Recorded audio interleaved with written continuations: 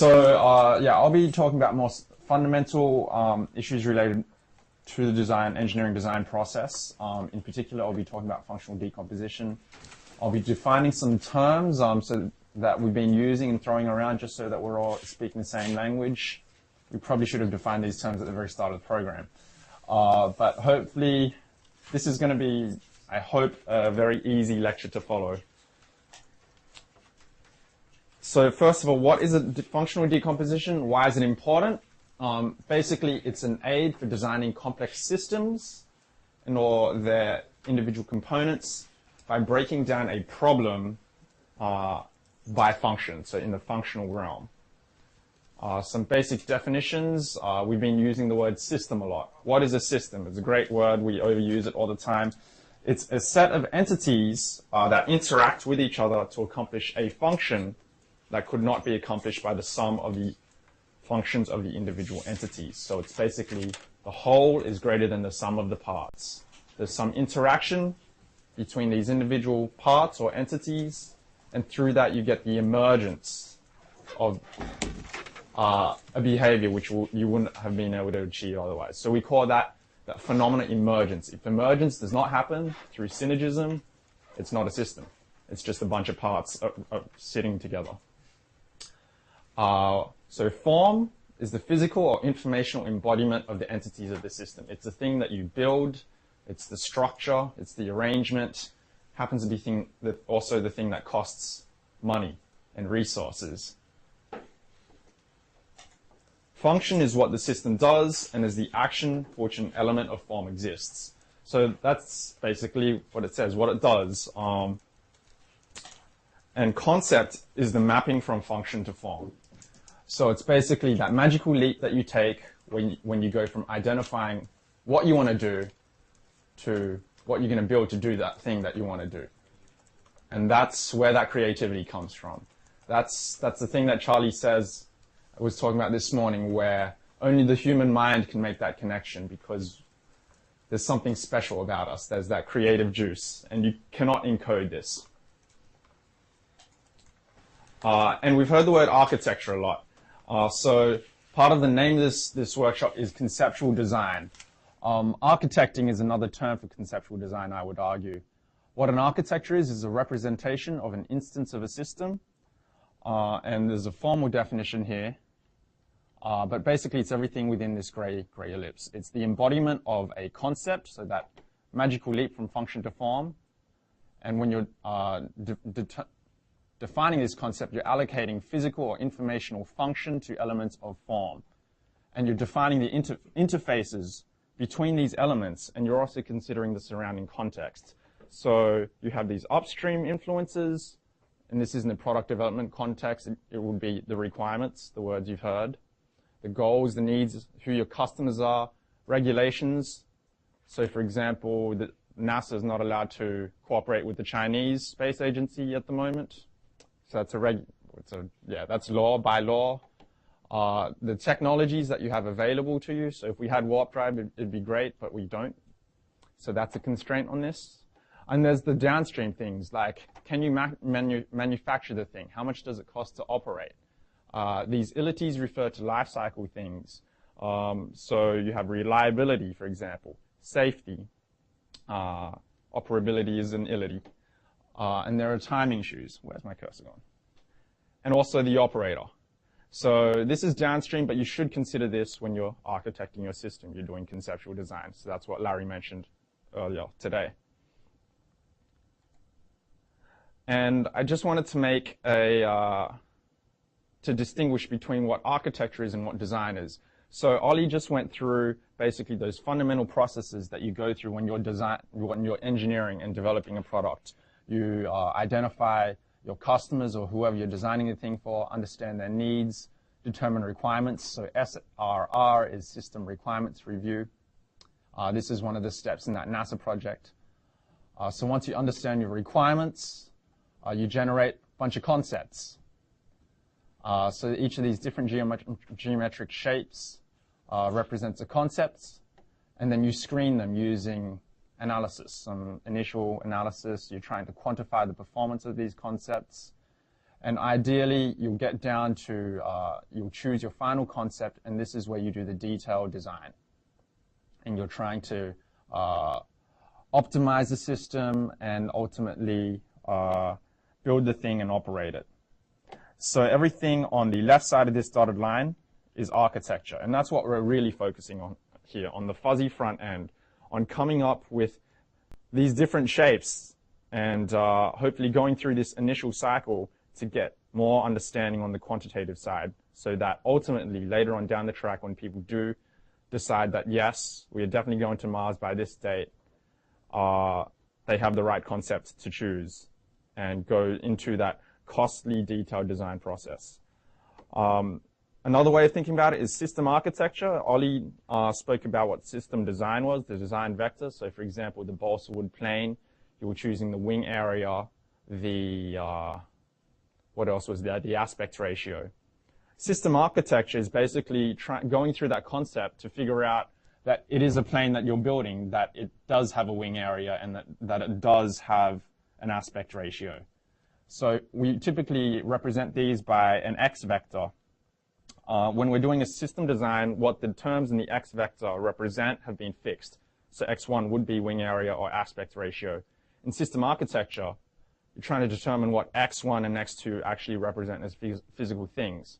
So if your intent for having a balsa wood plane is to have something fly over a certain distance, do you build a plane, a balsa wood plane, or do you build a catapult? Both serve the function of propelling an object somewhere. And this alludes to what Larry was talking about looking in the functional domain. And this is where the whole idea of a functional decomposition comes from. Also, as you're going through this process, again, we're in this initial system architecting phase here, and this is really where we're focusing throughout this project. If you were to track these three metrics throughout the life cycle of engineering, design, product development, during the initial stages, for example, we're tracking ambiguity, creativity, and complexity here, notionally. During the initial stages, you've been given the needs, your ambiguity increases, so this is when you're learning about the problem and you have more questions derived. And then suddenly you understand it, and then you start doing the analysis, understanding more, and your ambiguity goes down. Also, in the initial phases of the process, your creativity slowly increases as you start to understand the problem. And ideas are feeding upon each other and hybridizing and giving birth to more and more ideas. And so your creativity increases. But as you get into the analytics and the concept selection, that starts to go down, and complexity starts to increase as you start building more and more components into the system to accomplish those requirements. So again, IST is focusing on this initial fuzzy front end, and we're trying to maximize this creativity here. This is just to put everything we're doing into context. And so some of the lectures you've heard earlier today enable you to do this downstream design stuff, and you do need to understand this to inform this earlier stage. And that's why we're going through the nuts and bolts and the highly complex theory. But what we're trying to do, the objectives of what we're trying to do is to bring this creativity to the high school world, use the creativity of the masses, high school students across the country, to develop new concepts, go through an initial quantitative phase, so that later on you can make a good decision here because you've got an understanding of the details of these various options here. It's not only high school students. The idea is to also merge the undergraduate. And the grads and undergrads, yes. I wanted to talk a little bit about emergence. So that was the property that makes a system a system. It's the whole is greater than the sum of the parts. I wanted to give an example. And this is really targeted towards the teachers and the students in the room. So anyone else, keep your mouths closed and don't spoil the fun. So first of all, what I want anyone in the room to yell out, this is a beam. Can someone tell me the function of a beam? What does a beam do? Yeah, so if you're looking just at a beam, you already gave the answer basically. But a beam, a beam transmits shear and bending loads at its very most fundamental level. So if you have a beam, This is a beam. This is a good beam. And I'm putting a force here. It's transmitting that shear and bending load through. A support reacts to forces would be the function. And when you combine them in this certain arrangement, what emergent function do you get? You get a lever. But if you were to put the support elsewhere, in any other position along the beam, say, for example, you put it here, what would be the emergent function? It'd be a balance, right? Here it's a lever where it's increasing force. Here it's balancing force. If you put the support on top of the beam, what would it be? What would it do? Not much. So you could argue that that's not a system because you do not get an emergent function from it. So structure enables, but function, here we go. Emergence, it comes from the function in the interaction of the functions of the elements. And this is kind of motivating the idea of a functional decomposition here. How much time do I'm probably going really slowly, aren't I? Okay, so let's analyze the function in form of some systems. I have a few exercises. Okay, here we have a factory. If we look at the photo, can anyone tell me what the function is? And the way we represent function is it's a process, so it's a verb, and it's operating on an operand. And an operand is a thing that changes its state. So a function is when a process acts on an operand to change its state from one state to another. So does anyone want to describe what's going on in this picture, kind of along this framework? Yeah. So this is assembling cars. That's the function that's going on. Now the benefit of what's going on here comes from the function, because assembling cars is what you want to do. But the factory is where all the cost is incurred. You've got to pay for the maintenance, the workers, everything. So this is what the idea I'm trying to get across here is we should really focus on the function because that's where all your benefit is derived. As soon as you affix a form, say for example, how many ways are there to get from here to Logan Airport? There are a few, right? You can grab a taxi, you can grab the T. They're elements of form, but the function that you really want to achieve is to get to the airport within some certain amount of time. Same thing with this team. Now, this is hard to tell what their function is, but along this framework, these guys are sitting around, they're conversing, and they're trying to achieve something. And what does a team usually do when they have meetings? What's their objective? They're planning. What I've got here is making a decision, but planning, you plan to make a decision or to accomplish some objective. So the ultimate function that you want to achieve here is planning. And so here's an engineering system, here's a social system, and finally a biological system as an example. Circulatory system, the costs of your circulatory system, keeping good health, food, exercise, healthcare. What's the function of your circulatory system fundamentally? Supplying oxygen, so circulation, yeah. Other words for the same thing. Again, that's where the benefit arises. So again, we see that emergence occurs when the function of the entities and their functional interaction combine to produce a new functionality which is more than its parts. So this example is kind of alluding to the value of the function over the cost of the form, also the benefit of the function as compared to the cost of the form. Now we're going to do some further analysis. So when you're analyzing a system, you go from the form, the factory, and then you break it down. So for example, a factory can be broken down into stations 1, 2, and 3. Each of those stations performs their individual function, integrating of drivetrain, body, or interior. And these functions interact with each other. The functions of these elements of form interact with each other to assemble cars. But it's all happening in the functional domain. That's where your value is coming from. Same thing here. You have your system, your team, which consists of Mary, John, and Joseph. They each do these tasks, hopefully. Hopefully none of them are slackers. And only through accomplishing each of these tasks can you make a decision. But that's not a good example. And same thing with the circulatory system. Heart, lungs, capillaries is what each of the elements of the system are. Each of them performs a function. And through these interactions, do you get the valuable function of supplying oxygen. So when we're analyzing the system, we're going from right to left. But when we're architecting systems, we need to go from left to right. We need to figure out what the function we want to do is, what we're trying to do. We need to break down those functions into fundamental functions. And then we do some magical leap. We develop the concepts. We map from function to form. Now, there may be another way of pumping blood rather than a heart. An artificial heart does that, a pacemaker, for example. So that would be another concept. You're choosing a different element of form to accomplish the same function. We talk about multifunctionality. You've heard that word. That's when you have one element of form which accomplishes multiple functions. So because you have one form, because you have less form but more functions, you have more benefit, less cost.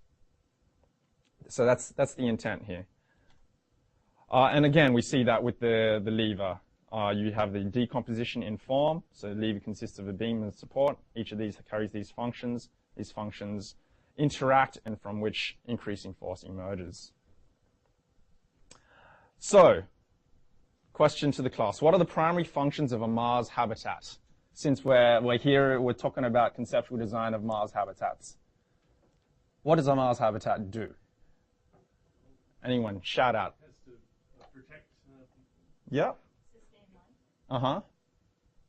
Anything else in addition to that? Why are we going to Mars? You're not allowed to talk, Larry. Why are we even going to Mars? Are we going to Mars just to sustain human life? Exactly.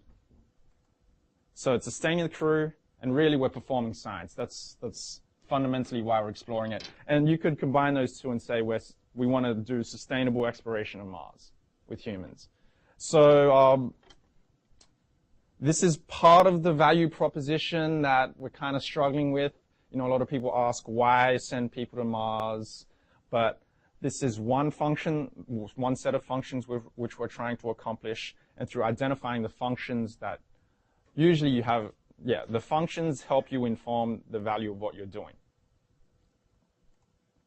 Could I disagree with you for a minute? Yeah. Okay. You don't have engineering up there. I wonder why you didn't have engineering. Engineering? Yeah. Engineering is an enabler for us to do this. You mean it's not a function? It's a lower level function which you need to accomplish. A lower level function. Which you need to accomplish these functions. Okay, I just Because disagree. we don't go to Mars to engineer. We don't? We go to Mars to explore it, right? Charlie, If we could magically teleport and appear on Mars without having to engineer, we would do that.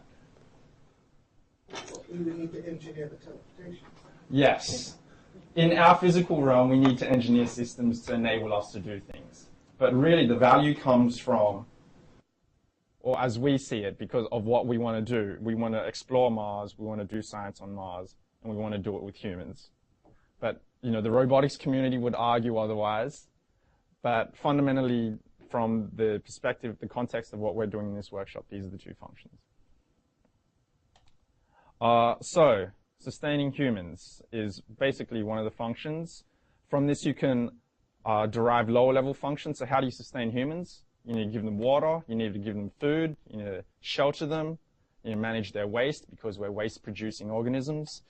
And from these, you have derived lower level things like managing power. So for example, to run some of the systems that enable you to do this, you need to manage the power. To do exploration, you need to transport people, because a lot of people argue there's no point in going to Mars if you're just sitting stationary and not exploring.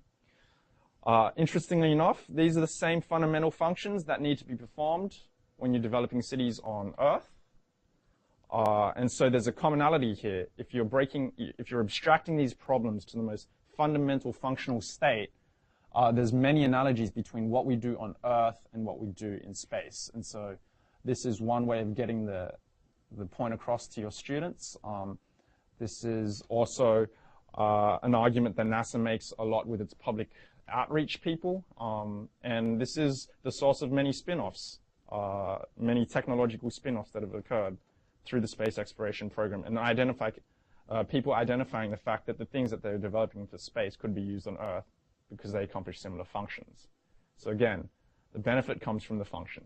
I want to push that across.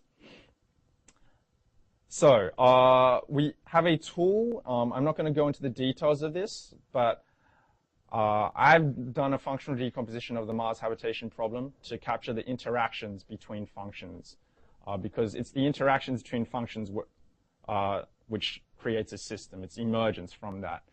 I'm not going to get into details of the interactions because that can get pretty complicated, but we use a method called object process methodology to functionally decompose a system. There's a certain syntax, but basically the idea, this methodology consists of both a graphical and a verbal framework, or representing framework. It's a representation for showing function and form of a system in the same medium. So usually people break down form within the same diagram, or they break down function in the same diagram. This allows you to show both. And it's based on the ideas that all things consist of objects or form and processes, which are things that transform the state of an object or the form. And as I said, functions are where a process acts on an object to change its state. So that was the verb and the noun, so the operand and the process. So I've got an example here. Objects are represented as rectangles. So for example, a human is an object. Process that we do is nourishing. We nourish ourselves. We did that at lunch. And a representation of states, or human can be in two states. We can be hungry or satiated. Hopefully many of you are satiated at the moment. Representing function. So there's a few forms of it here. So nourishing changes the state of humans from hungry to satiated. Nourishing affects humans, or nourishing humans, so suppressed state. I'm showing you these because they're going to get really complex diagrams appearing here soon, and hopefully you can follow them a little bit, and you'll have the slides later on to look at them in detail. There's a few ways of representing interactions between the function and the forms. So we have structural links. I'm going to go up there. So each element of form can be broken down by its subcomponents. So a human can be broken down into a head, torso, limbs, so our physical breaking down, which were the examples I showed before. The human also displays attributes, so objects display attributes. So genders characterize us, height, weight. There are variants of humans, being infants or adults as an example here. So the type, infant is a type of human, adult is a type of human. And there are instances of humans, so John, Mary, Ollie, Jan, you're instances of a human, I hope, or Martian. And there are ways of connecting processes to objects. So there's these consumption and result processes, which represent function, and assigning a concept, which is really what we're trying to do here. We're trying to bridge the function and the form, map from the function to the form.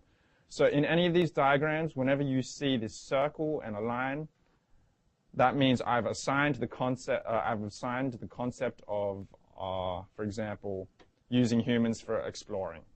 That could be robots down there, and that's a different concept altogether. So this is how we go about functionally decomposing the problem. We have this problem statement, sustainable human exploration of Mars. Because we've got a language-based representation, we can convert basically any sentence into this methodology. So exploring is handled by humans, and it's actually written here, and exhibits Mars and sustainably. So basically, exploring Mars sustainably with humans. Next, we're going to assign the concept, because this is a Mars habitat workshop after all. We're going to assign the concept of using a habitable space to accomplish the function of sustaining humans. So here I've assigned the concept of using humans for exploration. Here I've assigned the concept of using a habitable space to sustain humans. And sustaining changes the state of humans from being ill-conditioned to healthy. So there's a language, there's rules. I have a paper, and if you're interested, feel free to read it. And now we're going to start functionally decomposing after we've assigned this concept. And it will start to get complicated, but this is still pretty abstracted. What we do is we perform this functional decomposition of this sustaining function. I've broken it down into physiologically, psychologically, and the emergency scenarios. So what this is doing is basically it's a map of everything you need to think of and all the interactions that you need to consider when you're working this problem. And you'll start to see the complexity, at least from a graphical standpoint. At this level, you start getting these, what I call the internal objects. So basically the things that inputs and outputs of each of these functions. So for example, physiologically sustaining a human consumes human consumables, so food, gases, water, affects the metabolic output, and yields metabolic waste. And so this is bringing in the notion of cycles here, inputs and outputs to your system. We also start to enumerate the attributes of our habitable space concept. So, for example, these are the things that characterize a habitable space: your volume, shape, your internal arrangement of your objects, however you enclose your space, which is what I tried to capture with the raw material configuration term.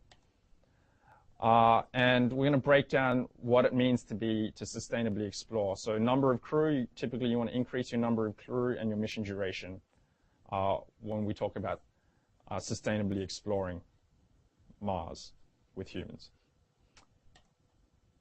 And we're going to call that the level 1 functional decomposition.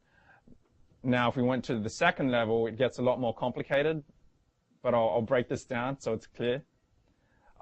We did the functional decomposition on each of these sub-bubbles of the sustaining one. I haven't shown the emergency ones because they just don't fit here. But physiologically sustaining. So these are the things that you need to accomplish to sustain us just from the biological, physiological sense. So we need to eat, we need to exercise, we need to not get infected, we need to have atmosphere to breathe, we need a good temperature, can't be too hot, too cold. Sydney. Yes. I was wondering how you ensure that the bubbles are complete, as in, how do you know you're not missing a bubble? I don't. I don't know that I'm missing a bubble. The way you do that is you go through that spiral process, you test, and then you find out those interactions that you missed. So that's, so for example, you do a test and things break and you didn't anticipate it breaking. That is an emergent behavior which you did not anticipate. That's the interaction between the functions of the elements in such a way that you did not anticipate. And so a fix may be modifying your existing element so that the emergent behavior changes, or introducing new elements so that you get a different emergent behavior. So this is more like visualizing your design process. Right. I did this because I'm a visual learner, and I think 90% of people are. And so this is a good way, at least, of capturing the complexities in the problem, because each of these lines represents an interaction, and you start to see many interactions here. And it at least helps you take care of the basic interactions. We also decompose the internal objects. So I mentioned food, water, breathable air. There are different types of waste. So you've got gaseous, liquid, and solid. We also enumerate the attributes. So this is just a subset of the many things that characterize the Martian environment. There's also spatial, like you get different attributes at different geological locations. But for example, you have your 3/8 gravity environment, your low density atmosphere, your CO2 content in your atmosphere, for example. And these are interacting here. So for example, your 3/8 gravity environment has this interaction with the human such that we start to atrophy in our muscles. So we're not worried about that? Have we already solved that problem? We don't understand partial gravity effects on the human physiology at all. We understand microgravity, so close to 0 G, but the maximum time we spent on the moon is 3 days, and that's 1/6 G, and on Mars it's 3/8 G. We're going to have a talk tomorrow by Larry Young, so Larry 3, and he'll be talking about these various issues: muscle atrophy, cardiovascular deconditioning, bone degeneration, which is a real problem which we don't have a good solution for. So he'll give a talk about this to give you an idea of the complexities and the problems associated with this. And these definitely should be considered with any concepts that you develop. But we thought we chose some pretty tough problems to start off with and adding a third one. What's the gravitational pull in the space station? Well, the astronauts experience microgravity, so you're basically in constant free fall. Yeah. What's tough about this is not like a menu, right? No. You go to a restaurant and you say, okay, I'll take number 2 and 7, and Yeah. we have to do all of Yeah, this, this right? is I mean, any one of these yeah. things you're missing, it's going to kill you or Yeah. disable you quickly, right? And there are also things that we don't know might be there that will kill you and so on and so forth. So this is the start. What I'm basically trying to express here is, or accomplish here, is to represent the complexities and force you to think or make you aware of the functional domain, and that is where the benefit comes from. So we shouldn't jump to assigning elements of form. Is there any particular reason you put those on the left and right in squares? On the what? On the left and The right? green squares and the red squares. That was more for readability. Well, the ovals are functions, the rectangles are elements of form. And usually when you have an attribute of an element of form, you represent it as an element of form. It's one of the subtleties of this. These are people that aren't even actually doing anything yet. They're just living. So now if we put them at a workstation, they have to concentrate and do work. They have to Yeah, this isn't even, this is just sustaining. There's no science, no work. This is just keeping humans alive. Or if they're in that partial gravity environment and it changes their leverage in terms of if they want to dig or they want to do work, then how much they can carry and yeah. so on. So we're just keeping them alive at this point. This is minimum functionality right here, keeping humans alive. and it's pretty tough just keeping us alive. We're pretty lucky. To interact with each other and get mad at each other. Yeah. argue about the music. Yeah. Well, you do have entertaining and psychologically sustaining, and and connecting to family and friends, which may break down if you're arguing and your crew members aren't your friends. But yeah, we start to see the interactions here, the environmental effects on how we sustain humans. We start to see, I call these the environment invariant effects. So you need to do these wherever you are in the universe because we're human. We need to eat, we need to exercise, we need to not get sick, we need to sleep, and we need to be in a good psychological state, have good relationships with our family and friends and other people around us. We start to see this interaction between these consumables and these waste products with these fundamental functions. Whoops. Did I get that?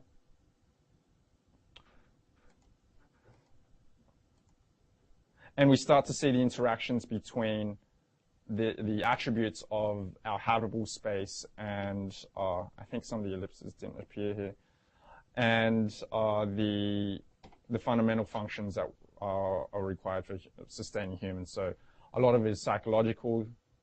Habitable volume is a big thing that people discuss. How much space does a human actually need?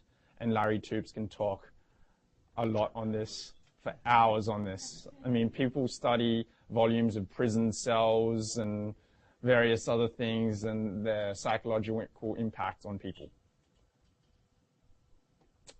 And I'm going to break this down even further because we're only at the level 2 functional decomposition here. This is a complex problem. You go down many levels. I'm going to pick out atmosphere managing, and each of these highlighted cells is linked to this, connected in some way with these lines. So let's break down atmosphere managing, for example. How do you manage an atmosphere? You need to control its pressure. Because there's leakage, you need to make up various gases. You need to ventilate, and so on and so forth. If we go down another level, let's pick out contaminant removing. You need to remove CO2 and various other things, trace contaminants. And let's assign some concepts to CO2 removing. And so whenever you see this triangle, these are options for concepts to address this function. Whenever you see the line with the circle, you're assigning a function, a concept. So options for concepts, assigning a concept. So one option is a physicochemical one. So you could adsorb and desorb to remove CO2 using a solid amine water desorption unit. Or you could use bioregenerative concepts where you're growing plants and that removes CO2. And we spoke about multifunctionality and single functionality before. So for example, this concept is a one-to-one. I'm calling it one-to-one because you've got one element of form addressing one function. So one-to-one. I'm calling this is a multifunctional concept. I'm calling it cross-functional, which is a subset, because it is one element of form which addresses multiple functions, but there are different branches of the tree. And am I going over time? Cut. Go quickly. Okay. This is the last slide. So, yeah. So, in addition to understanding the complexity of a problem, there's also you can also use this framework for representing lesson plans and curriculum. For example, you could take this segment of the problem, because basically you're mapping out the problem here on your palette. You could do a Martian environment learning module, or human physiology in space learning module, or heat transfer module. So in the functional realm, that's where education comes in, because we're teaching people things to address functions, fundamentally. Structures you could do a structures module and use micrometeoroid protecting as your theme for it. And then you could pick one of these and you could break it down. So you can decompose the learning modules as well. So to understand heat transfer, you need to understand convection, conduction, radiation. To understand convection, you need to break it down and understand thermodynamics and fluid dynamics. You can continue the process, go towards the Khan Academy videos, and there's a whole bridge of videos underneath that if you go to the Khan Academy website. What we're trying to do at MIT now with our Khan Academy collaboration is bridge this gap, and that's also what we're trying to do here with developing Khan Academy videos, or Khan-style videos. I think that is everything. This is just a summary of what I went through. The concept map? No, that's for Joe Novak to talk about. Okay. But yeah, feel free. I think we're short on time. Is there any time for questions? Let's just 1 minute. Can you go back to the most detail? It's in some sense it's unfortunate that just leave that one up. This is really the key slide, I think, to what Sydney presented, right? This is the connective tissue between the high-level challenge. Yeah, we want to go to Mars. We want to survive there. We want to learn things. We want to be productive. And then the students are learning very detailed things like, about entropy and, Bernoulli's law and conservation of mass. And how does that connect? And I think this is a very powerful way to connect these fundamental, reaction rates in chemistry. Well, how does that relate to, if you pick an example of, from life support systems, critical chemical reaction in life support systems, if that reaction doesn't happen fast enough or at high enough of a rate, then eventually you're going to use up your resources and you're not going to recycle them fast enough. So I think this is very powerful to connect these fundamental basic principles to the big challenges through a functional decomposition. And this is where we're connecting the science and what we're teaching the kids in school, science and math, and how it connects using engineering fundamentals in order to evaluate a concept. Okay, but this is where we can basically functionally decompose the problem into all its elemental packets of knowledge in engineering that you have to understand. And now how does that map down into the high school curriculum with the math connections and the science connections at these different points?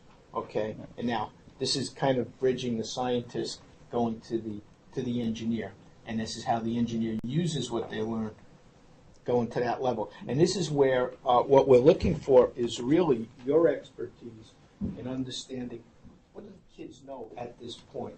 How can we make them take that leap to get a glimpse of what engineers really do, make it exciting, and oh, by the way, take advantage of tools that we have existing both below at the Khan Academy level where they can get breadth and understanding and maybe depth and tackle areas of knowledge they haven't quite learned yet in math, and above.